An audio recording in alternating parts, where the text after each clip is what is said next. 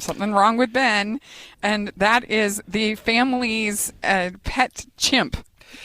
He's kind of a pet. So the mom originally was like a Dr. Jane Goodall type. She's like a Jane Goodall type. But they were all friends. They all grew up with this pet chimp, and but something happens, and there's rabies on the island. Yeah, they're in Hawaii. It's a gorgeous home. The family monkey can talk with the speak and say. Yeah. And because the dad is played by Trey Coaster, and he's deaf, and so they all sign and they all use from the very beginning of the movie. But they make it sure he's part of the family. Absolutely. Because that has to be what creates the tension later when monkey get rabies, monkey start murdering. Yes. And I think that if you want to go to a Killer 8 movie, then you will be satisfied by this movie. That is you will be entertained. Very specific. But who else is going to go see Primate? Anyone who's going to go see it is going to want to go see a Killer 8 movie. Okay. Like you can't fault something for being what it is. And if you don't like horror movies, then you shouldn't be reviewing the movie if you can't say, is it a good example of a Killer 8 movie? I don't think it is. Okay. And here's why. Okay, so first of all, I agree with you. And I don't like horror movies, but I thought this had promise in that, okay, a monkey's got rabies that's part of the family, and it kills some people.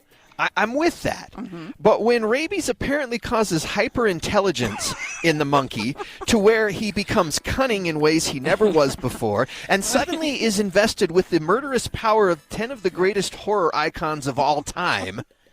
Meanwhile, rabies also somehow causes everybody else in the house's intelligence to drop to zero.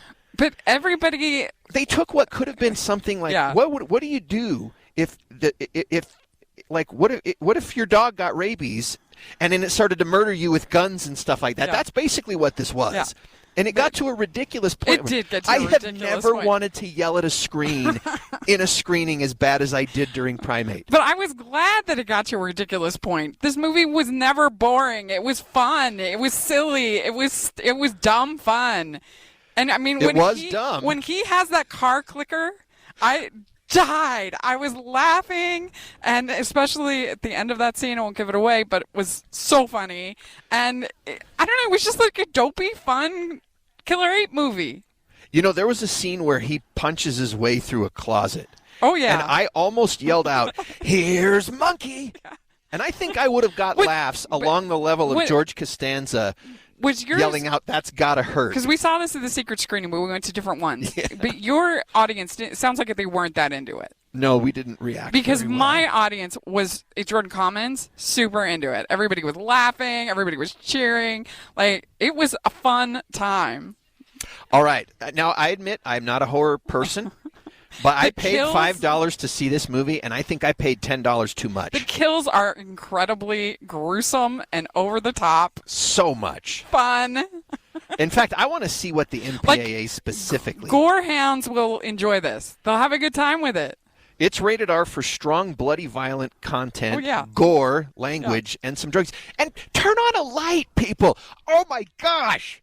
Turn on a light. Yeah. And if you know a creature can't swim, then try to get the creature in the water. Don't be in the water.